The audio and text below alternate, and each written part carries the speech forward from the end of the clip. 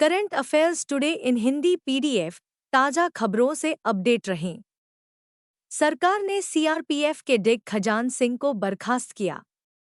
अर्जुन पुरस्कार विजेता और पूर्व ओलंपियन तैराक खजान सिंह टोकस को सीआरपीएफ की आंतरिक जांच में यौन दुराचार के आरोप साबित होने के बाद 31 मई को सीआरपीएफ डेग के रूप में उनकी भूमिका से बर्खास्त कर दिया गया था।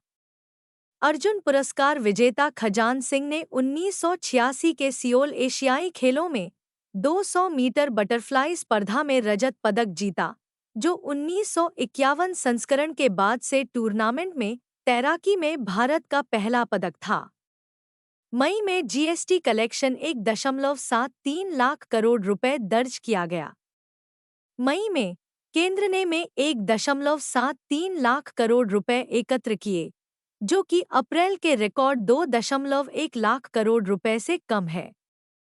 घरेलू लेनदेन में 15.3% की वृद्धि और आयात में 4.3% की गिरावट से वृद्धि हुई। रिफंड के बाद शुद्ध जीएसटी राजस्व 1.44 लाख करोड़ रुपए था। वित्त मंत्रालय ने FY25 में अब तक 3.83 लाख करोड़ रुपए जुटाए हैं। आज का इतिहास। 3 जून 1901 ज्ञानपीठ पुरस्कार के प्रथम विजेता महान कवि जी शंकर कुरूप का जन्म हुआ।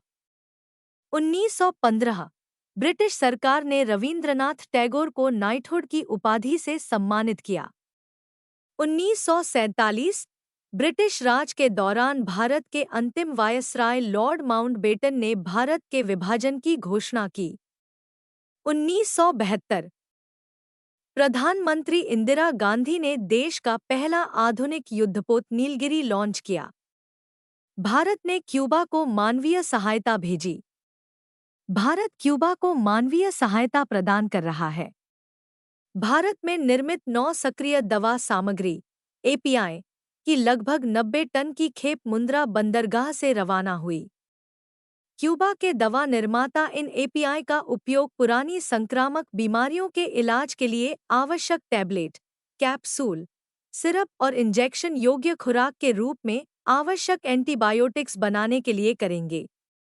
नैना जेम्स ने ताइवान में महिलाओं की लंबी कूद में स्वर्ण पदक जीता। भारत की नैना जेम्स ने महिलाओं की लंबी कूद में स्वर्ण पदक जीता। उन्होंने 6:43 मीटर की सर्वश्रेष्ठ छलांग दर्ज की। भारत के अंकेश चौधरी ने ताइवान एथलेटिक्स ओपन में पुरुषों की 800 मीटर स्पर्धा में स्वर्ण पदक जीता और उनके हमवतन सोमनाथ चौहान ने रजत पदक जीता। जापान के सुमिरे हाटा ने रजत पदक जीता, जबकि दक्षिण कोरिया के यू जियोंगमी ने कांस्य पदक जीता। सुशील कुमार को दीनदयाल बंदरगाह प्राधिकरण के अध्यक्ष के रूप में नियुक्त किया गया।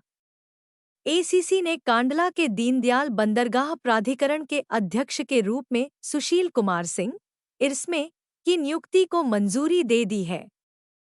सुशील कुमार सिंह एक 993 बैच के भारतीय रेलवे मैकेनिकल इंजीनियरिंग सेवा इरस्मे अधिकारी हैं। सुशील कुमार सिंह को SK मेहता आईफोज के स्थान पर नियुक्त किया गया है।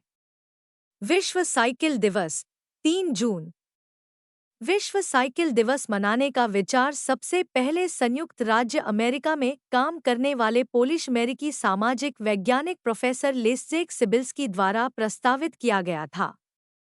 अप्रैल 2018 में संयुक्त राष्ट्र महासभा ने घोषणा की कि प्रति वर्ष 3 जून को विश्व साइकिल दिवस मनाया जाएगा। 2023 से 24 में भारत को सिंगापुर से सबसे अधिक FDI प्राप्त हुआ। हालांकि 2023 से 24 में सिंगापुर से FDI 31.55% कम होकर 11.77 बिलियन डॉलर हो गया है, लेकिन भारत ने उस देश से सबसे अधिक निवेश आकर्षित किया है। Mauritius, Singapore, US, UK, UAE, Cayman Islands, Germany और साइप्रस सहित प्रमुख देशों से FDI इक्विटी प्रवाह में कमी आई।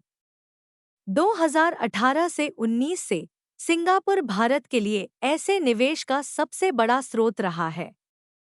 विटामिन के वैज्ञानिक नाम। Vitamin A retinol, vitamin B 1 thiamine, vitamin B 2 riboflavin, vitamin B 3 niacin, vitamin B 5 pantothenic अम्ल, vitamin B 6 pyridoxine, vitamin B 7 biotin, vitamin B 9 folic अम्ल, vitamin B 12 cobalamin, vitamin C ascorbic अम्ल, vitamin D calciferol, vitamin E tocopherol, vitamin K phytonadione. Gautam Adani Ambani को पछाड़कर Asia के सबसे अमीर व्यक्ति बने। Bloomberg billionaires index के अनुसार 111 बिलियन डॉलर की कुल संपत्ति के साथ अडानी अब विश्व के 11वें सबसे अमीर व्यक्ति हैं। 109 बिलियन डॉलर की संपत्ति के साथ अंबानी 12वें स्थान पर हैं। ब्लूमबर्ग बिलियनेयर्स इंडेक्स के अनुसार 2024 में अब तक अडानी की कुल संपत्ति 26.8 बिलियन डॉलर बढ़ गई है, जबकि अंबानी की संपत्ति में 12.7 बिलियन डॉलर की वृद्धि हुई है। तन्वी शर्मा ने बॉर्न बैडमिंटन टूर्नामेंट में महिला एकल जीता। भारत की तन्वी शर्मा ने जर्मनी में बॉर्न इंटरनेशनल बैडमिंटन टूर्नामेंट में महिला एकल का खिताब जीता। युवा भारतीय शटलर ने ताइवान की वांग पेइयू को सीधे सेटों में 21 से 19, 22 से 20 से हराया। 15 वर्षीय तन्वी का यह पहला सीनियर खिताब है। तन्वी विश्व में 181वें स्थान पर हैं। 15 वर्षीय तन्वी पंजाब से ताल्लुक़ रखती हैं। हेलेन मैरी पाकिस्तान में अल्पसंख्यक समुदाय की पहली महिला brigadier. Pakistan army medical corps की डॉ. हेलेन मैरी रॉबर्ट्स ने पाकिस्तान में ब्रिगेडियर के पद पर पदोन्नत होने वाली पहली ईसाई महिला बनकर इतिहास रच दिया है। ब्रिगेडियर डॉ. हेलेन 26 वर्षों से पाकिस्तानी सेना में वरिष्ठ रोगविज्ञानी के रूप में कार्यरत हैं। पाकिस्तान में अल्पसंख्यक हिंदू 2.14%, ईसाई 1.27%, अहमदी मुसलमान 0.09%,